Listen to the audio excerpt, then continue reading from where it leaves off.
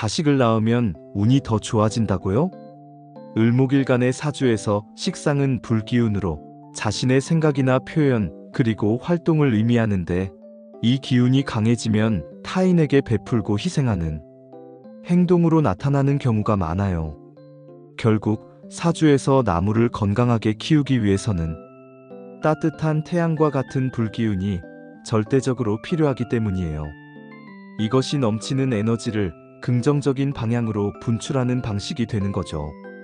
그래서 이런 분들은 남을 돕고 봉사하는 일에 기쁨을 느끼며 아낌없이 주는 나무처럼 주변 사람들에게 좋은 영향을 주려고 노력하는 경향이 있답니다. 식상이 없으면 성질이 나면 자기 성질을 조절하지 못해서 말을 더듬는 경우도 있답니다. 을목사주를 가진 분들 중에는 자녀를 낳고 나서 운이 더 좋아지는 경우가 많다고 해요. 특히 쌀쌀한 가을에 태어난 을목이라면 불기운이 많이 필요하기 때문에 자녀가 이 부족한 불기운을 채워주는 역할을 할 수 있답니다.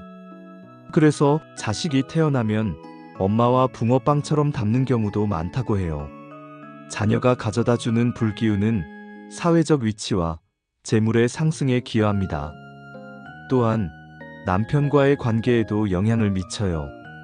을목일간 여자분에게 불기운은 식상으로 자녀를 의미합니다. 음양이 다르면 남아, 음양이 같으면 여아를 의미한다고 해요. 병화기운을 가진 자식은 남편의 신금기운을 합쳐서 새로운 기운을 만들고, 정화기운을 가진 자식은 남편의 신금기운을 녹여내기도 한다고 해요. 이런 변화들이 남편과의 관계에 영향을 주어 때로는 남편과 멀어지게 될 수도 있다는 이야기도 있답니다. 하지만 자식이 가져다주는 긍정적인 에너지 덕분에 삶의 활력을 얻고 더 행복해지는 경우가 훨씬 많다고 해요. 그럼 사주에서 배우자 오행을 찾아보겠습니다. 이분의 배우자는 일지에서 투출된 오행이 없으므로 일간 을목과 합을 하는 월지 유금을 배우자로 볼 수 있습니다. 배우자의 오행이 월주 신유라면 그분은 어떤 특징을 가지고 있을까요? 신유는 가녀지동이라고 해서 겉모습은 아주 반듯하고 깔끔해 보여요. 가녀지동은 천간과 지지가 동일한 오행을 의미하며, 이는 내면의 응집력이 강하고 생각과 행동이 일치하는 성향을 나타냅니다. 예를 들어 갑인, 을묘, 병호, 신유 등이 대표적입니다. 가녀지동 사주는 자존감, 독립심, 강한 집중력과 추진력을 가지고 있으며 목표 달성에 대한 의지가 매우 강합니다. 속으로는 강한 자존심을 가지고 있답니다. 이 여자분의 사주에서 신유 배우자가 월주에 배치되어 있어 마치 아버지처럼 어른스러운 역할을 하려고 하는 경향도 있어요. 신유는 양날의 칼처럼 차갑고 냉철한 기운을 가지고 있기도 해요. 특히 배우자 주변에 불기운이 없어 이런 차가움이 더욱 강해질 수 있어요.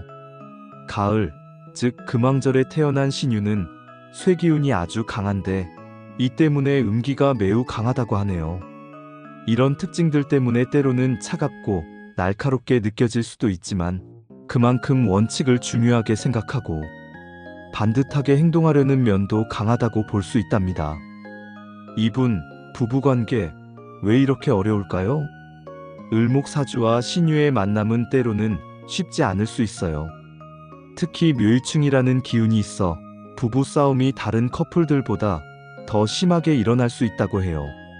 충은 서로 부딪히는 기운을 의미하는데, 이 때문에 예기치 않은 이동수가 많아지거나 몸이 아플 수도 있다고 하네요.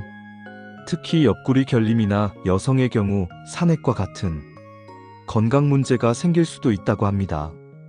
이러한 기운들은 부부관계에 여러 가지 어려움을 가져올 수 있어요. 하지만 사주는 단순히 운명을 결정하는 것이 아니라 우리가 어떤 기운을 가지고 태어났는지 알려주는 지표일 뿐이에요. 서로의 사주를 이해하고 배려하며 노력한다면 어떤 어려움도 극복하고 더 행복한 관계를 만들어갈 수 있을 거예요. 서로의 차이를 인정하고 존중하는 것이 가장 중요하겠죠? 감사합니다. 좋아요, 구독은 힘이 됩니다.